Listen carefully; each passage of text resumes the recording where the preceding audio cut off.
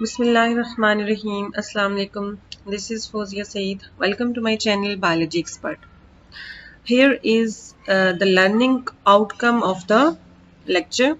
First, we will see the definition of the meiosis, and after that, we will study the different stages of meiosis. So, meiosis is a Greek word which means lessening.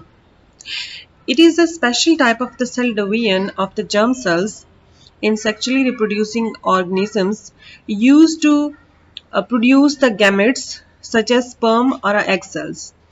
It involves two rounds of division that ultimately results in 4 cells with only one copy of each paternal and maternal chromosomes. Additionally, prior to the division, genetic material from the paternal and maternal copies of each chromosome is crossover, creating new combination of codes on each chromosome. Later on, during fertilization, the haploid cells produced by meiosis from the male and female will fuse to create a cell with two copies of each chromosome, again that is called zygote. Like mitosis, meiosis is preceded by any interphase during which the chromosome duplicate.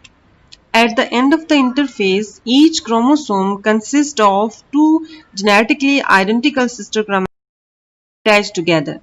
The cell's centromere is also duplicated by end of this interphase. You can see in the figure that the centrioles become double during the interphase. And next is the prophase. In prophase is the largest phase of the mitotic division. Early in this phase, the chromatin coils up so that the individual chromosome become visible with the microscope in a process called synapsis. Homologous chromosome is composed of two sister chromatids come together as pairs. The resulting structure consisting of four chromatids is called tetrad. During synapsis, chromatids of the homologous chromosome exchange segment in a process called crossing over because the version of some genes on a chromosome differ from those on its homologue. Crossing over rearrange genetic information. The genetic reshuffling produced by crossing over can make an important contribution to the genetic variability resulting from sexual reproduction. As prophase 1 continues, the chromosome condenses further, the centromere move away from each other and a spindle forms them.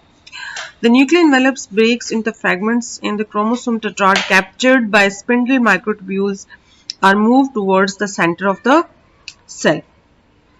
The next is metaphase. At metaphase 1, the chromosome tetrads are aligned on the metaphase plate midway between the two poles of the spindle. Each chromosome is condensed and thick with its sister chromatid still attached at their centromeres. Spindle microtubules are attached to the kinetochore at the centromere. In each tetrad, the homologous chromosomes are held together at the site of crossing over. Notice that for each tetrad, the spindle microtubules attached to one of the homologous chromosomes come from one pole of the cell and the microtubule attached to the homologous chromosome comes from the opposite pole. With this rearrangement, the homologous chromosome of each tetrad are poised to move towards the opposite pole of the cell. The next phase is anaphase.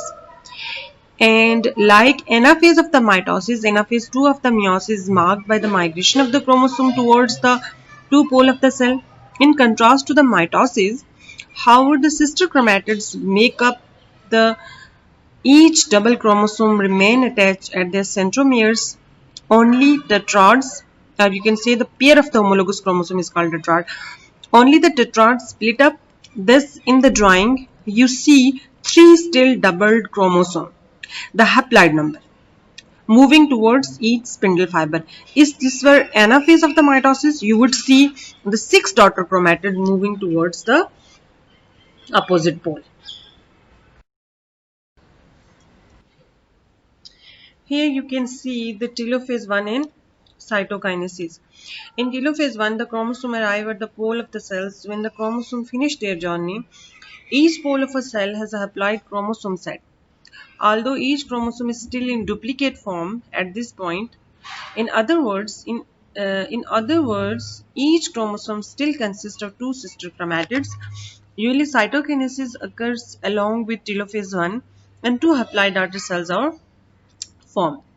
Following the telophase 1, in some organisms, the chromosome uncoil in the nuclear envelope reforms, and there is an interphase before meiosis II begins. In other species, daughter cell produced in a first meiotic division immediately began the preparation for the second meiotic division. In either cases, no chromosome duplication occurs between the telophase 1 and the onset of the meiosis II. Meiosis II is essentially the same as mitosis. The important difference is that meiotic II starts with the haploid cells, because we see in anaphase that whole chromosome move towards the opposite pole, as compared to if we talk about the mitosis. In mitosis, during anaphase, only the chromatid moves towards the opposite pole, but in the meiosis 1, whole chromosome moves towards the opposite pole. During the prophase 2, a spindle forms and move the chromosome towards the middle of the cell. During metaphase 2, the chromosomes are aligned on the metaphase plate as they are in the mitosis, with the kinetochore of the sister chromatid of each chromosome pointing towards the opposite pole.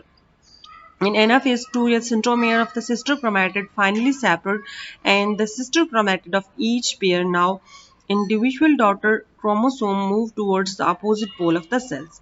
In telophase 2, nuclei form at the cell poles, and cytokinesis occur at the same. There are now the 4 daughter cells, each with the haploid number of the chromosome. And that's all. Please do subscribe my channel for more interactive and conceptual contents related to biology.